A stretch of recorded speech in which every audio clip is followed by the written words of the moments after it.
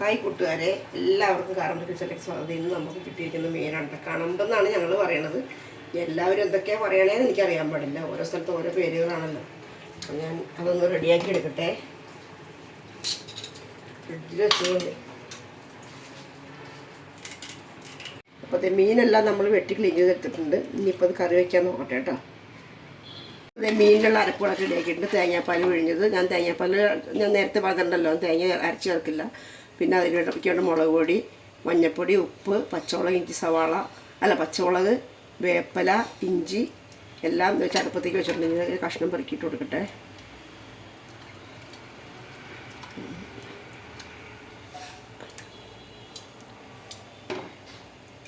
പിന്നെ അവിടെ നിന്ന് തിളച്ചൊന്ന് കുറുകി വറ്റി വരട്ടെ. കഷ്ണം എടുത്ത് വറക്കാൻ വെച്ചിട്ട് കുരുമുളക് പൊടി, മഞ്ഞൾപ്പൊടി, ഉപ്പൊടിയൊക്കെ പെട്ട് തിരുമിച്ചിട്ട് അരമണിക്കൂർ ഫ്രിഡ്ജിലേക്ക് വെക്കട്ടെ. അപ്പോൾ അത് നന്നായിട്ട് പിടിക്കും. അതെ, മീനെല്ലാം നന്നായിട്ട് തിളച്ചോണ്ട് ഒന്ന് ചട്ടി ഇട്ടിച്ച് വെക്കട്ടെ. അത് നമുക്ക് തീ അല്പം കുറച്ചിടാം, സിമ്മിൽ. ഓക്കെ,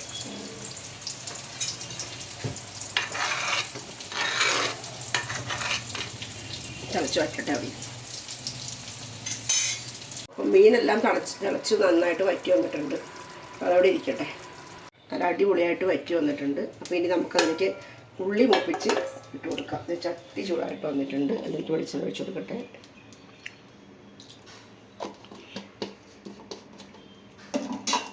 കടുകിട്ട് കൊടുക്കാം.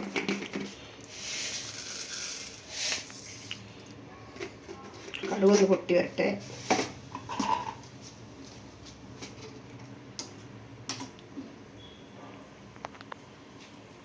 കടുക് പൊട്ടി വെക്കട്ടെ. ഇനി ഉലുവ ഇട്ട് കൊടുക്കട്ടെ കേട്ടോ.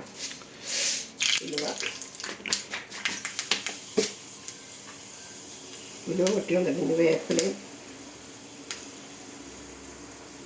ഉള്ളി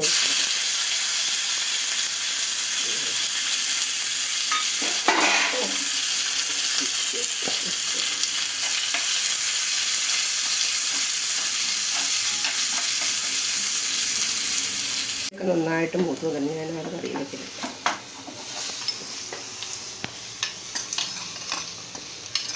അപ്പം നമ്മുടെ കണവ വെച്ചത്, കണവയല്ല, ഏരിയ മറിച്ച് മീനെക്കുറിച്ച് വലിയ ഞാൻ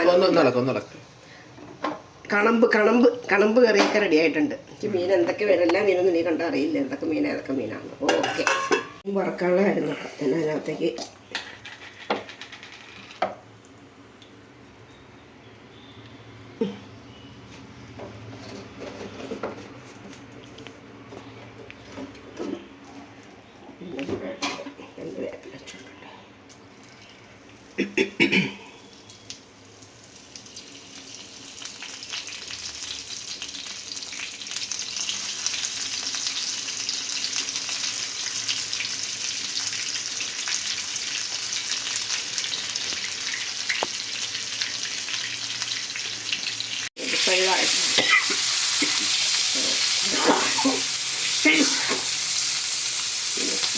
ഒരാൾക്കാണെങ്കിൽ മീൻ നല്ലോണം കരിയണം, നന്നായിട്ട് മൊരിയണം. അതുകൊണ്ടാണ് ഞാനങ്ങനെ ആക്കിക്കുന്നത്.